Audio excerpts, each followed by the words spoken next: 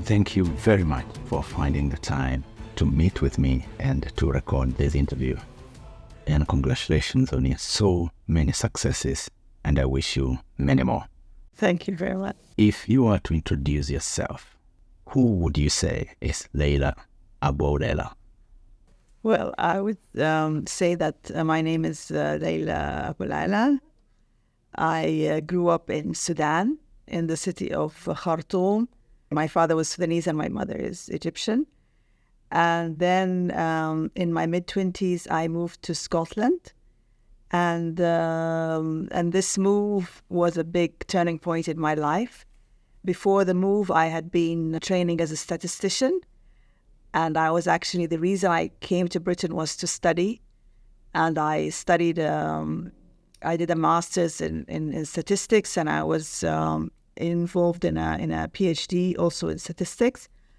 But my life kind of came a turning point in my life, whereas I didn't go back to Sudan and teach statistics as I wanted to. I didn't complete my PhD, and instead, I started to read. I've always loved reading, but I started to read more seriously, and I started to write, and that was the beginning of my writing career.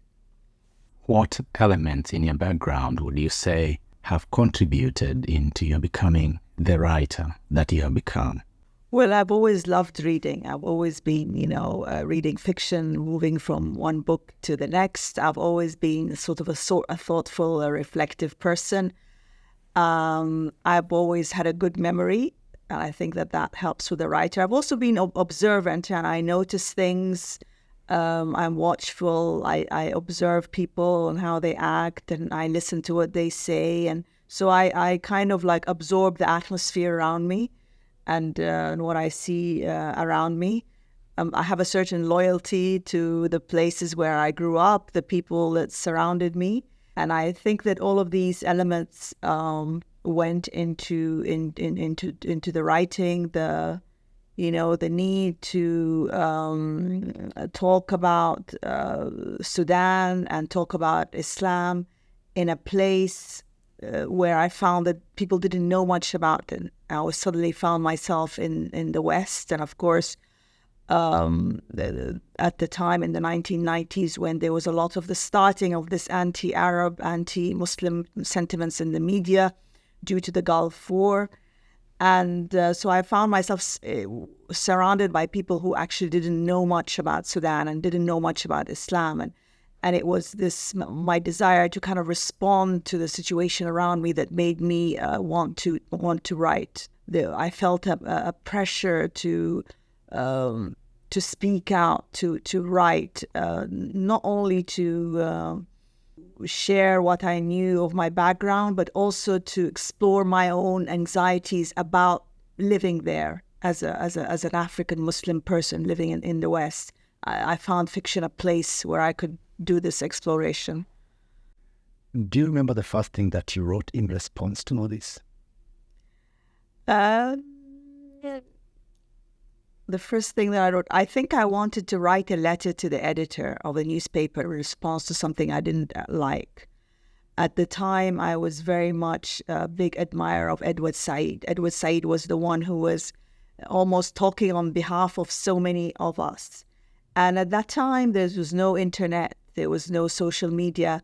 So the dynamics was different than it was today. So I wanted I wanted to write like Edward Said, but of course I didn't have his background, I didn't have his knowledge. And when I started to write a kind of a letter to the editor, it was fiction that came out. I found myself writing a story.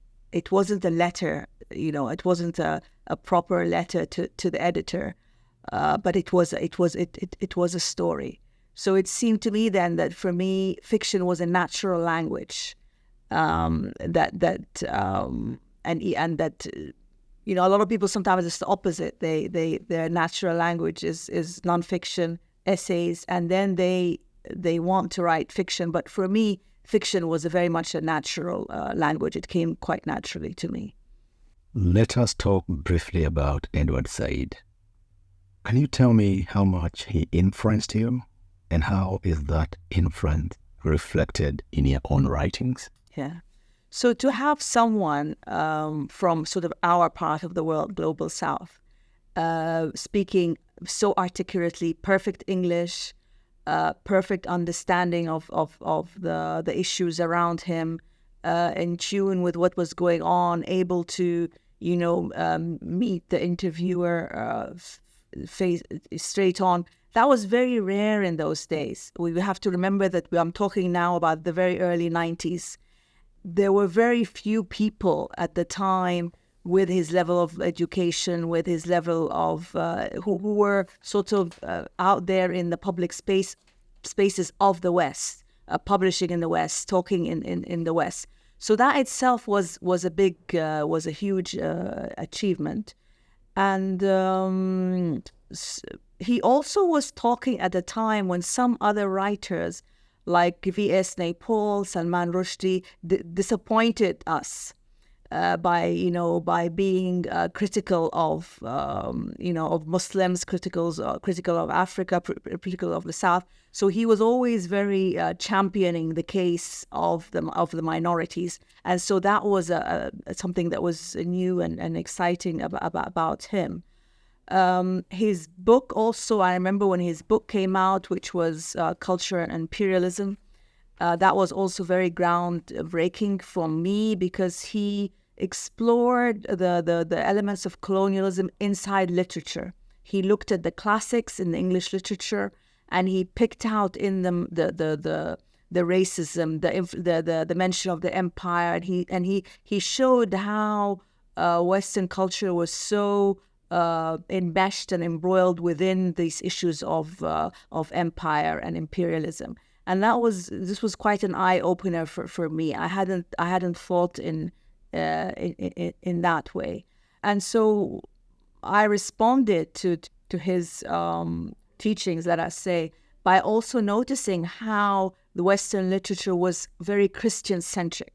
As a Muslim, I am observing the canon as being very Christian centric, and even those writers who claim to be moving away from Christianity, claim to be moving towards a secular vision of the world, and saying that the novel has replaced religion, and saying that the novel is a secular concept. They themselves were so deeply immersed in the Christian culture that it did come out in their books. And even if we see today children's books like Harry Potter, all the Gothic, the novels, the horror stories, they are very much saturated in Christianity. So coming in as an outsider, I was very aware of that I was a Muslim, and that therefore I was writing from a different tradition, from a different viewpoint. And at the same time, this presented an opportunity because then I could add something fresh to the English language. Growing up in Khartoum, which writers did you read, and what kind of literature were you exposed to? So growing up in Sudan, I read both in English and in Arabic. My Arabic was strong up until the secondary school level, up until I finished school. But after that, it kind of weakened because university, the studying was in English, and so I read in English more than I read in Arabic. But I was reading in Arabic, and of course I was reading in Arabic writers like Nawal al-Saadawi in university, Tayyib Saleh from Sudan, Najib Mahfouz from Egypt, Ihsan Abdul Quddus from Egypt. So these were all, Egyptian and Sudanese writers and that I was reading in the Arabic language. And at school, we studied pre-Islamic poetry. So I studied poetry. And of course, in school, we also had a very rigorous Islamic studies curriculum. So I studied the Quran, I studied the Hadith. Actually, religion was one of my favorite subjects. So I was kind of well grounded in that. And then I began to read. The availability of books was part of what I read. And sadly, in Sudan, as in other African countries, it seems to be a dumping ground for very poor quality paperbacks. So we were exposed to a lot of Mills and Boons, a lot of Harold Robbins, Sidney Sheldon, all of that was surrounding us with in huge quantities. And I absorbed all of that, and I read it, and I could tell, even though I was not a literature student, but I could tell that the quality was not high. At the same time, we also had the availability of the classics. So I read all the classics. I read the Russian classics.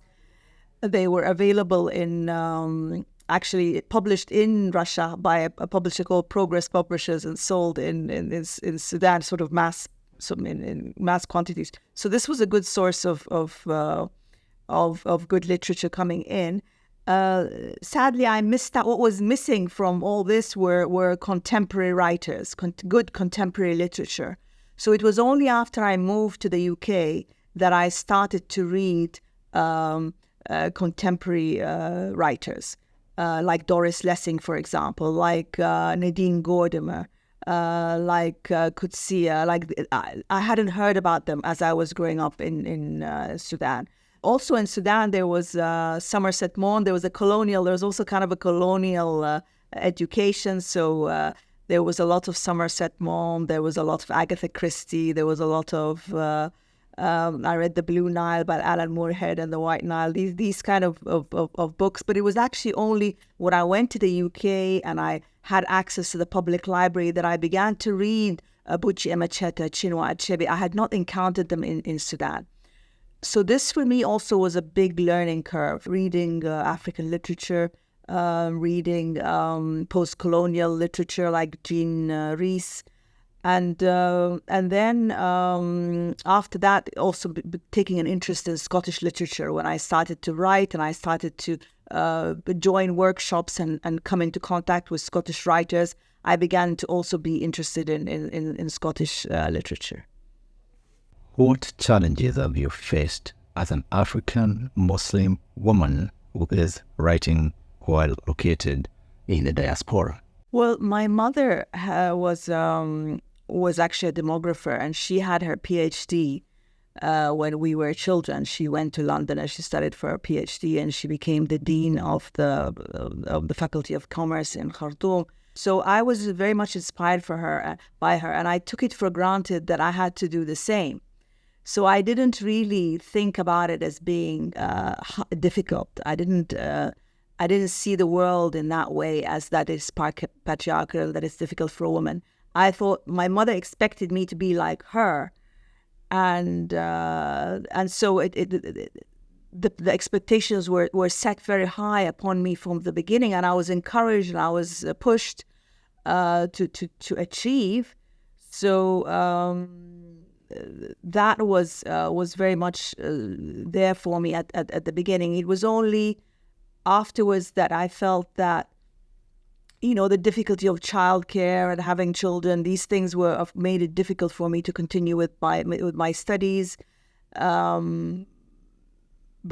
at the same time, I had a lot of support from my husband, from my father. So it wasn't. It was a very supportive environment. It was not a kind of environment that pulled me back from my ambitions. On the contrary, it was very much a nurturing and a kind of a very encouraging environment. I think that now, at my age, I feel more. I'm beginning to get more of a sense of the difficulty that women take in being taken seriously. I think that no matter how much you achieve, or no matter how much you do, just by being a woman can make you regarded kind of less. That's what I feel now. But at the time when I was young, certainly achieving and striving and all of that, I had a lot of support, and I didn't feel that I had that it was difficult for me. You're training as a statistician, trained to work with numbers. Yes. But you end up doing fantastic and brilliant work, not with numbers, but with words. Yes. How did you make that transition? How did that happen? I think it comes from a different place, of course. The writing and the creativity comes from a different place. But one of the things that we were taught, and I enjoyed very much in the statistics, is modeling. So we used to plot data, raw data, and then find a suitable model to fit the data, and then test whether this model was a good fit or not a good fit. And in a way, a novel is like that, or a short story is like that, because you're dealing with life is like a raw data. It's messy. Real life is very messy.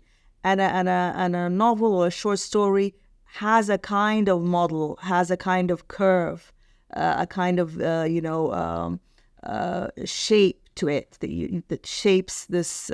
You're creating a shape from the raw material that you have, which is life, and you're trying to find the best model for it, the best shape for it. So I think that's something that I took with me when I moved from the statistics to the creative writing.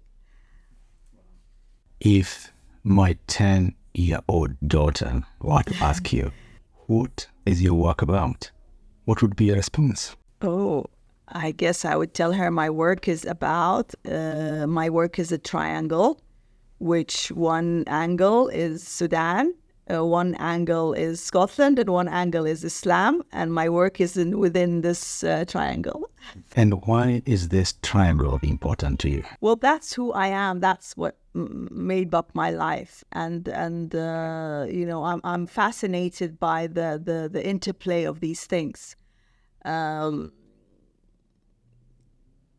was just talking to one of the writers who's participating in this festival, and he's American. He's from Wisconsin, and when I told him that I come from Scotland, he said that his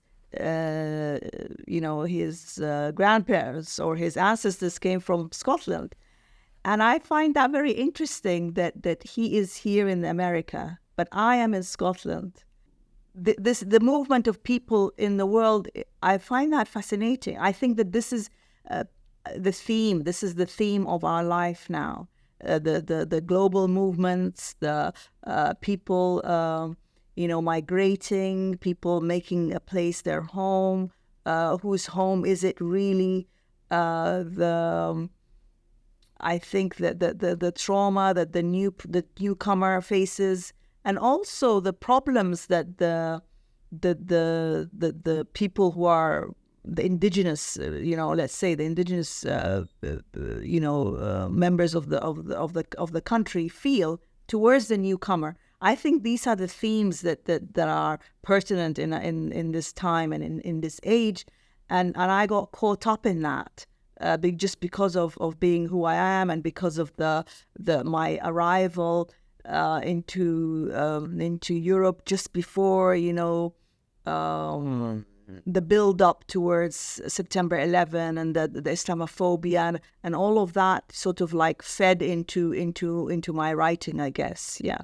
Let us talk about your writings, and we will start with your novel, The Kindness of Enemies.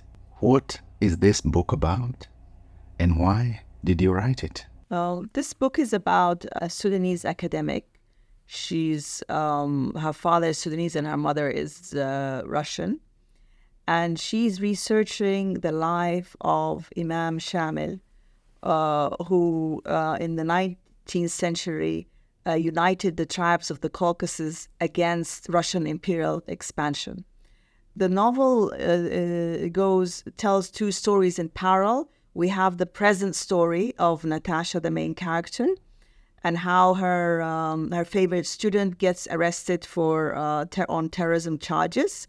And then we have the story in the past, which is about Imam Shamil kidnapping a Georgian princess in order to ransom her for his son, who was taken hostage by the Russians. Your novel, River Spirit, has been described as a story of raging war and search of peace. It is a battle between freedom and faith.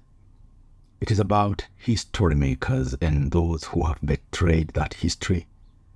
It is a powerful excavation of the Sudanese history, and you have presented it in a way that is admirably accessible. Why did you write this book? Nowadays, we're looking at the British Empire from a different perspective. And River Spirit shows the point in history in the 19th century where Sudan moved from being part of the Ottoman Empire into being part of the British Empire. So the book really ends with the conquest of Sudan by the British. And it shows the events that led up to this conquest from the point of view of the Sudanese. And the novel is told as a love story between two characters, which traces their relationship throughout the years, as with the background being the history of the time. The Translator is the first halal novel written in English. It is poetry in motion. Tell me about The Translator. The Translator was my very first novel, the first one I wrote. It's a simple story. It's quite a simple story, and it's almost like a Muslim Jane Eyre, in the sense that it's about a Sudanese woman, a widow who falls in love with a Scottish academic, but she can't marry him, not because he's married, like in Jane Eyre, but because he's not a Muslim, and so she asks him to convert in order to become a Muslim. So that was my very first novel. Yeah. Tell me about The Insider. The Insider was especially commissioned to mark the 100th centennial of Albert Camus' The Outsider. And so it tells the story of the Camus' famous novel, The Outsider, but from the point of view of the Arab characters. So it gives, voice, and it gives, a background to and names even to the Arab characters, because they didn't actually have names in Albert Camus' novel. Yeah. Colored Light is your collection of short stories, including the story Museum, which won the Caine Prize for African Writing in 2000. So the Museum is actually about a date that goes wrong between a young Sudanese girl and a Scottish young man who are fellow students. And it goes wrong because they go to an African museum.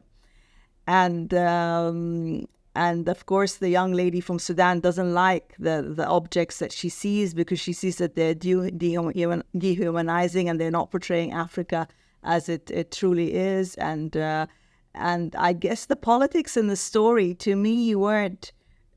I didn't write it deliberately to make a political point, but as the years went by, this issue of decolonizing museums became something that, people talked about, and so the story became relevant in that way, that it is about that.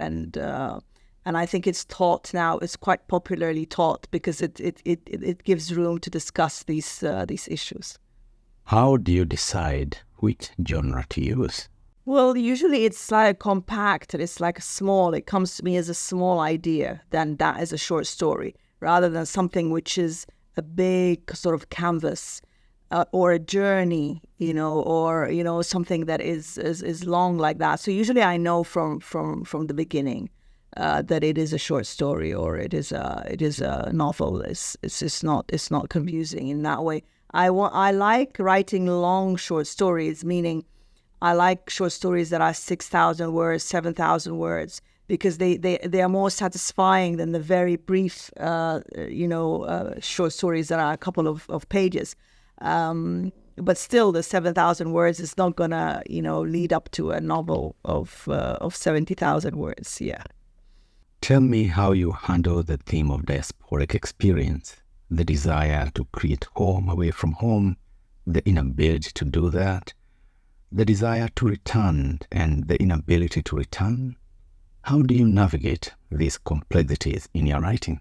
Well, I think that, my loyalty is to the characters. I want to show how these characters experience things, and how they experience the move as being that they haven't really left. They're still, a part of them is still in the old location.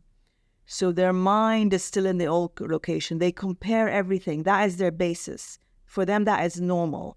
And the new place is new. So they compare. Their mind is always going back and forth, comparing between the old place, which is normal, and the new place, which is new.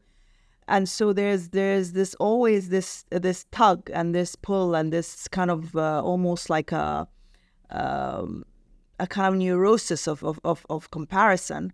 But the difficulty is then with the children, because the children are not born with this. The children don't remember the old country so clearly, or they don't remember it at all. And they're not born with the hard drive of memories that the parent carries. And so there is a big gap between the parent and the child. And it is almost as if the immigrant parent has given up their child for adoption by the new society, and has taken a step back, because they can never be, the authority that the child needs, because they don't know. They don't know what it's like growing up in this country. And so the child is always wary of their parents, that the parents doesn't know enough. So it is this irony, because most immigrants, they're making the move for the sake of the children, or they're motivated by the fact that the children are going to have a better life, and then it ends up by the children, because they don't have a memory of the old place, or they don't have a comparison between the new and the old. They're unable to appreciate that. So these things are kind of fascinate me, I guess. Yeah. Have you considered writing in Arabic? No, my Arabic is not strong enough, to write creatively. I mean, I read and I speak quite fluently, but it's not up to that level. Yeah. You write in English, and I want to ask you: do you think English is an African language?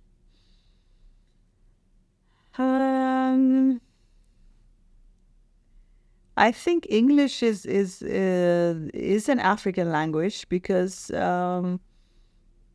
if you are Indonesian or you're Pakistani and you want to go to, Lagos or Nigeria, you have to speak in English. You're gonna have to. This is a way of communicating, with people. And now,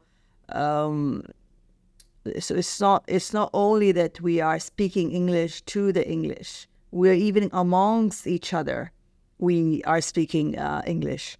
So English is really the language of communication. It's the most practical of languages. Yeah. What are the new trends in African writing? I think that there's historical fiction. It will be a new trend, because there's a lot of richness to be discovered, to be explored. Now that we are no longer centering Europe, now that we are interested in decolonizing, now that we're interested in speaking our own history. We know that Africa existed before Europe took an interest in Africa. Where is this history? We still want to know more about it. There's a lot of interesting connections. The connection between Kenya and China?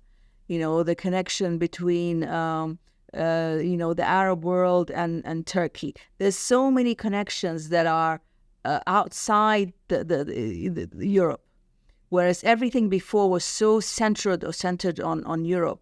I think now there'll be a lot more interest in historical links between each of the African countries themselves, and between Africa and other parts of the world. I see that as one trend. I think also nonfiction will be a trend. There's a lot to be said also from the point of view of Africa, the history, the climate, the geography. There's a lot that it needs to be said that is I think it will interest writers to say. There's travel writing now is an interesting genre. It was always very much the white man, going into Africa and talking about it. Now, we want to see different, what does it feel when, someone from Kenya goes to Sudan, or someone from Kenya goes to Tunis, or, these are things that are interesting now to be said. The fantasy genre is also very interesting. I think they have, the films and the fantasy books are always looking for new and strange and exciting things, and I think African folklore and the ancient African religions and all of that is also will be I think inspiring for people to write in the genres of the supernatural or the fantasy. What do you think is the role of an African writer in the 21st century? I think that the role should be loyalty to the people, loyalty to the characters themselves, and how they experience the world, and with the pressures that they are under, and how they are, the effect of things on the characters themselves. So the effects of the climate change, the effect of politics, the effects of migration, war, on the individuals themselves. What is your advice to aspiring writers? Well, I would advise them to read a lot, to read as much as they can, to read good writers. I would advise them also to gain experience of life. I think studying writing is good, but also travel, work experience, life in general, speaking, listening to the stories of their grandparents, that kind of, trying to, get experience, whether it's in an old people's home, whether it's in the village, whether it's in a school, whether it's in a factory. These things will be good for their fiction. So if they have these opportunities, they should take them. And in terms of studying the craft, that can be done also by reading books about writing. There are many excellent books about writing, and there's also workshops and having also a friend who edits your work. If you're writing and you show it to a good friend who's a good reader, then they can give you feedback on your work. What additional challenges have you faced as a writer? Convincing people to read the book. I think getting the book into readers' hands and encouraging them to read it. We face now a lot of competition from films and shows, and people are not reading as much as before, or they're reading less serious material. People are tired maybe from work all day, and they want to just pick up a crime or a thriller. They don't want to read serious, literary fiction. So I think in general, literary fiction is finding it difficult because people are distracted by other things. There's a lot there. They spend a lot of time on social media. They spend a lot of time on the Netflix shows, and so there's less time that is going into the reading of literary fiction. Very well done. Thank you. Very well done, and I have really, really enjoyed this. And thank you.